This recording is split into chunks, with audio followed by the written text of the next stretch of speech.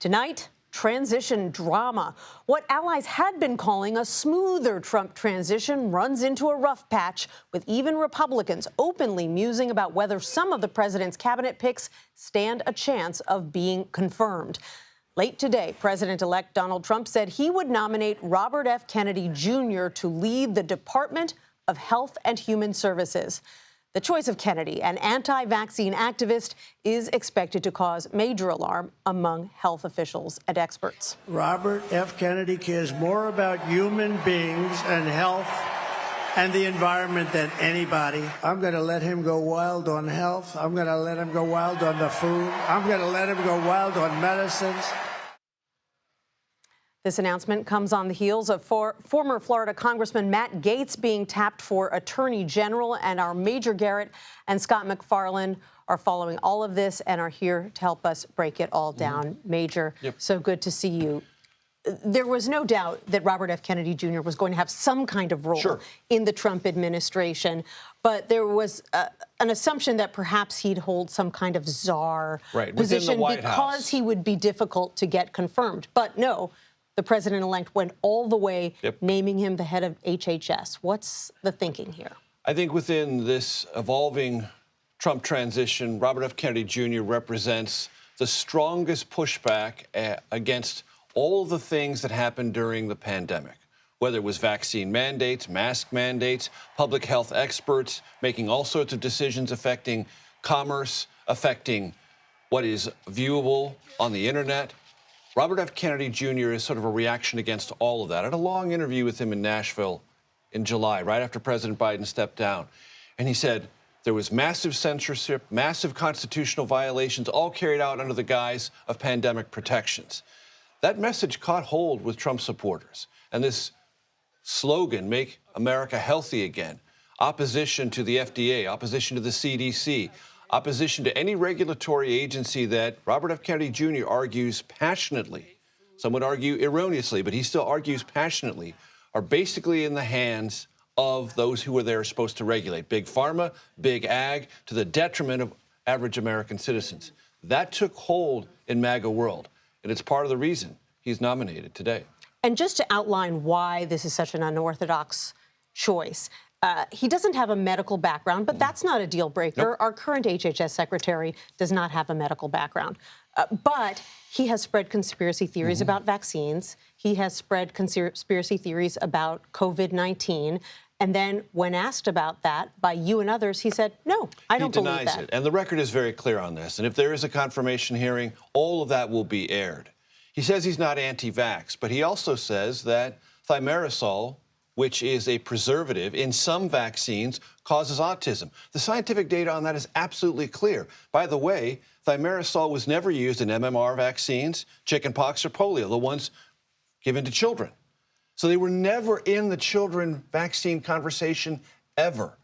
Yet to this day, Robert F. Kennedy Jr., when asked, will say, no, they cause autism, which is a huge scare tactic and creates genuine fear among those who don't know the underlying science. That is a legitimate area of inquiry for Robert F. Kennedy Jr. With real-life implications, because we see that when kids don't get vaccinated, there are measles outbreaks. And there are disruptions to their health, and there are disruptions to the schools in which they attend. Scott, I know that this announcement just happened, so it's relatively early, but this is the world we now live in. Are you hearing concerns yet up there on Capitol Hill about this choice from lawmakers?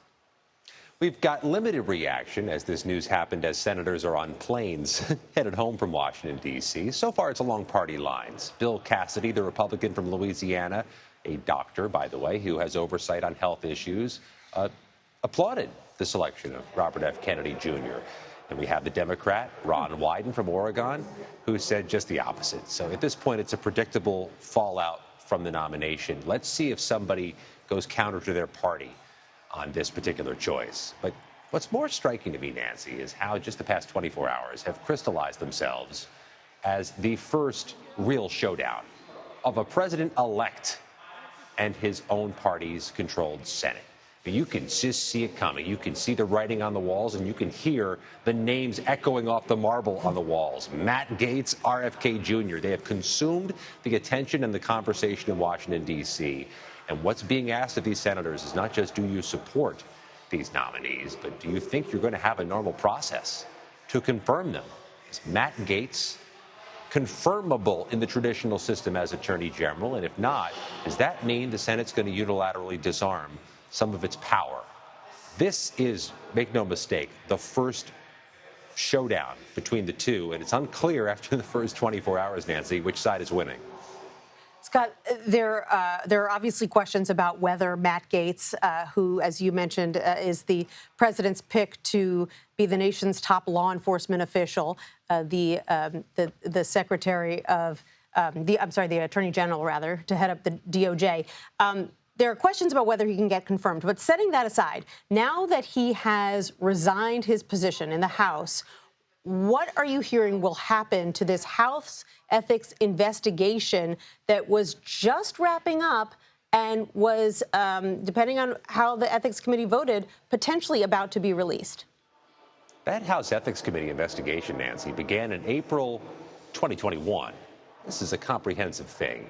And we know from what we've been told and what the committee has released out, this is an investigation of allegations of sexual misconduct and illicit drug use. Allegations former Congressman Gaetz has denied in totality throughout.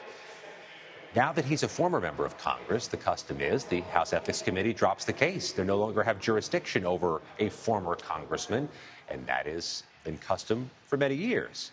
But the Senate Democrats want a copy of that report.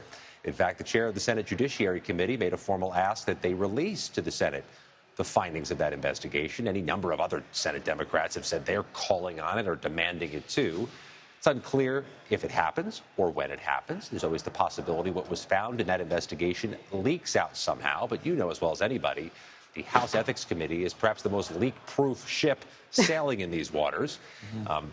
These are questions that are going to remain out there. And there have been a few members of Congress who've gotten our ear today and said, if they don't release an Ethics Committee investigation, which is possibly damning, is that something that can be leveraged against a Matt Gaetz once he's the Attorney General in a way that shouldn't be leveraged? Does this need to get out there for his own good, too?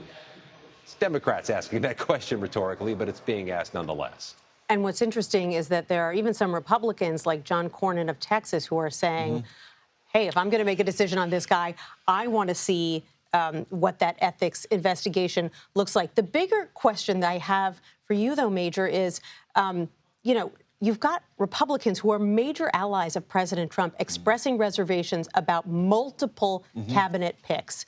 How's that going over at Mar-a-Lago? Not well, and I think we should all brace ourselves for this potential scenario, which is the president saying, I want the Senate and the House to recess for a certain period of time, and while you're in recess, I will appoint these cabinet members, and they will take positions for 2 years. And the Senate will have no advise and consent role whatsoever. The Senate would have to agree to that, but Trump has basically created so many difficult confirmation battles that some Senate Republicans might say, I don't want to take a hard vote. I don't want to ask hard questions. I don't want to anger the MAGA movement. I don't want to anger President Trump. I don't want to take any of those political risks. I'll just for the moment hand over these institutional powers. Mark my words. You hand over those institutional powers once, you've handed them over. You're not getting them forever.